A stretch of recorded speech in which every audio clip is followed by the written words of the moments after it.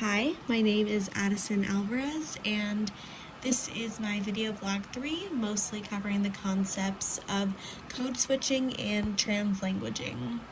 I wanted to start off by saying that code switching has been my favorite topic so far that we've covered in this class, mostly because it is something that I can finally say after learning that I do on the daily.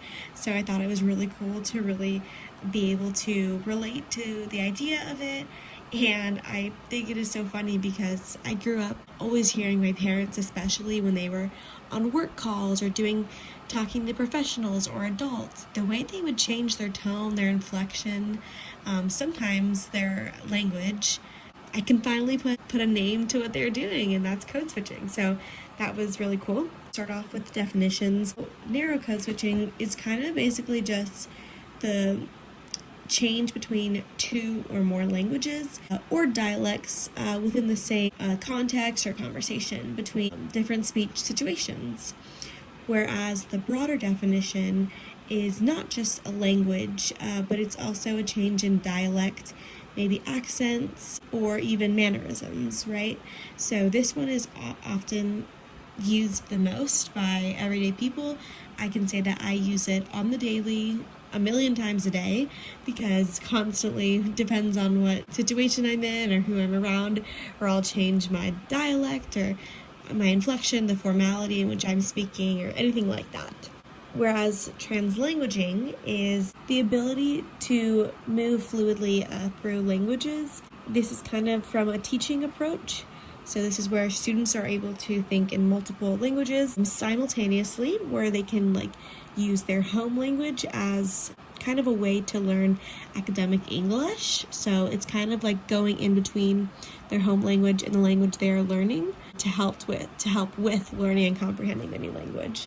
These can be perceived similar. This is why I think that translanguaging and code switching are similar, is because they're both a switch going back and forth from languages, right? So you're both switching the language in which you're speaking, but they are different, right? So one reason that they're different is because code switching is between dialects and dialects and languages and whatnot. But what I noticed a lot in class that we discussed is that our parents code switch a lot, and most students, we are just now figuring out that is actually code switching. So when our parents are on the phone with our teachers or professionals or their coworkers and they switch their tone, that is code switching. They're also different because code switching is usually not intentional. Code switching is usually done on the spot, right? A lot of times people code switch. Most commonly I see it from Spanish to English because they don't know the word to use in Spanish. So they say the word in English to really help them get their meaning across. Right? So code switching is not really intentional or planned or thought through. It's kind of the spur of the moment thing. Whereas translanguaging is intentional, right? It's a strategy, again, to help the learning of a new language. After looking at our class's data kind of about code switching, one thing that stood out and was a little surprising to me is that a good majority of our class said that the primary language spoken at home changed when attending school. This was surprising to me because usually when I think of a home language or a primary language, I think of it to be a stable language, the established language.